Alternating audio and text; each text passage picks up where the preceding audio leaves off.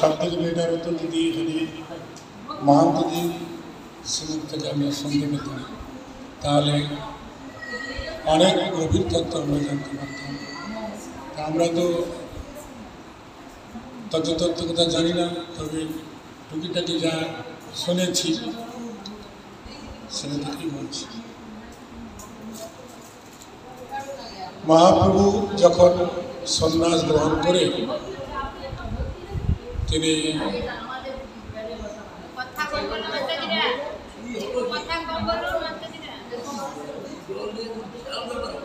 হরে কৃষ্ণ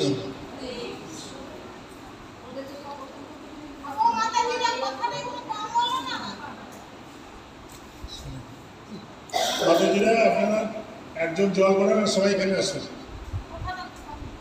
হরে কৃষ্ণ। তা আপনাদেরকে দেখে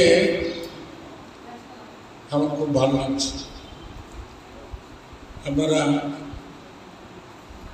এই একটা ছোট টিমে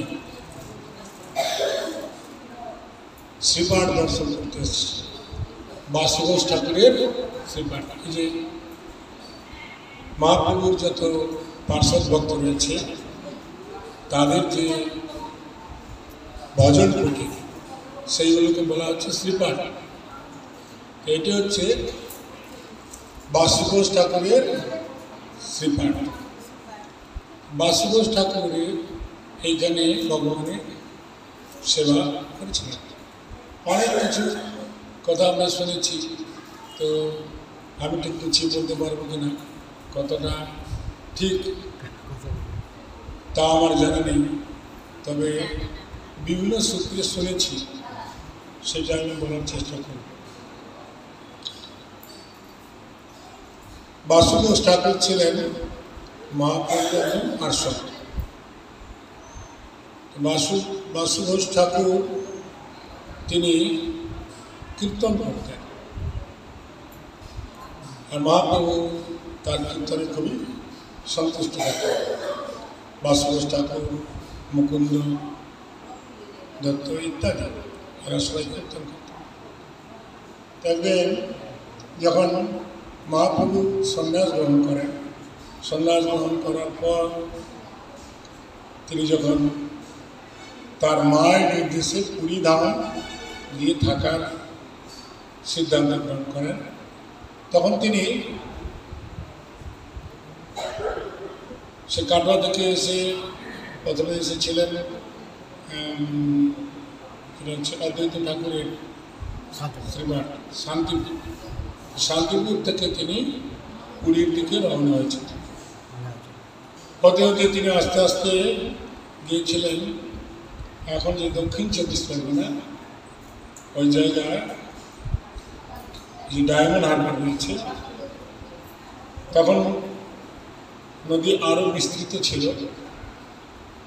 সেই জায়গাটার নাম ছিল অম্বুলিঙ্গ ঘাট। মহাদেব শিব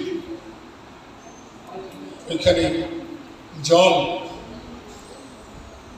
মূর্তি, অম্বুলিঙ্গ, মানে জল, যেমন আপনারা যদি অমরনাথে যান বরফের শিবলিঙ্গ, হ্যাঁ, আর এখানে যে জলের শিবলিঙ্গ অম্বুলিঙ্গ ঘাট, গঙ্গার ঘাটে। ওইখান থেকে তিনি নৌকা যোগে আমাদের এখানে ছিলেন রামচন্দ্র খান বলে একজন জমিদার ছিলেন। তো সেই জমিদার তিনি ভক্ত ছিলেন। মহাপ্রভু খবর শুনে তিনি মহাপ্রভুর কাছে এসেছিলেন। মহাপ্রভু বললেন যে আমাকে এই নদী পার করে এইটাকে, তখন এই নদীর এই পাশটাকে বলা হতো ঔড্রদেশ, মানে উড়িষ্যা। এটা উড়িষ্যার অংশ ছিল। এই যে আমাদের পূর্ব মেদিনীপুর এই দিকটা সব উড়িষ্যার অংশ ছিল, ঔড্রদেশ বলা হচ্ছে। আর যেহেতু বঙ্গদেশ আর অন্ধ্রদেশের মধ্যে রাজা আলাদা ছিল, তাই এইগুলোতে সিপাহী মানে বর্ডারে যেমন হয় সেরকম ব্যবস্থা ছিল। আর এই জলে ছিল প্রচুর জলদস্যু, নদীতে প্রচুর জলদস্যুর আক্রমণ হতো। এখন মহাপ্রভু চাইছেন যে আমাকে অন্য দেশে পৌঁছে দাও। তখন সেই জমিদার বললেন যে ঠিক আছে, আপনারা এখন বিশ্রাম করুন, এইখানে থাকুন। তিনি সমস্ত ব্যবস্থা করে দিলেন। উপযুক্ত সময়ে আমরা আপনাদের নিয়ে অন্য দেশে পৌঁছে দিই। এই বলে সেখানে ভক্তগণ সেখানে থাকলেন, মানে মহাপ্রভুর সঙ্গে যারা সঙ্গী ছিলেন। তো রাত্রি যখন 2 প্রহর অতিক্রান্ত হয়েছে, তখন জমিদার এসে বললেন যে এইটা এখন সময় হয়ে গেছে, আপনারা এখন নৌকা চলতে পারেন, আর এখন আমরা আমাদের অন্য দেশে পৌঁছেছি।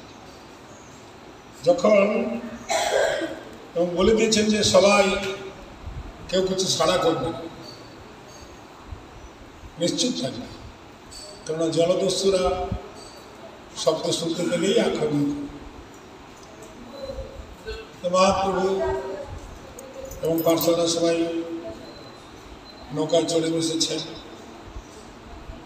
সমস্ত পার্শ্বরা চুপ রয়েছেন, কিন্তু মহাপ্রভু উদ্দণ্ড নৃত্য কীর্তন করছেন। মাঝিরা বলছে যে আপনারা বলুন, ওনাকে শান্ত হতে বলুন, কিন্তু কে শুনে পারে। যখন ভক্তবৃন্দ একটু মহাপ্রভুর কাছে চলে, তোমরা কি জানো না কার ভয়ে তোমরা লুকিয়ে যাচ্ছ, কার ভয়ে তোমরা হরিনাম বন্ধ করে দিচ্ছ? হ্যাঁ,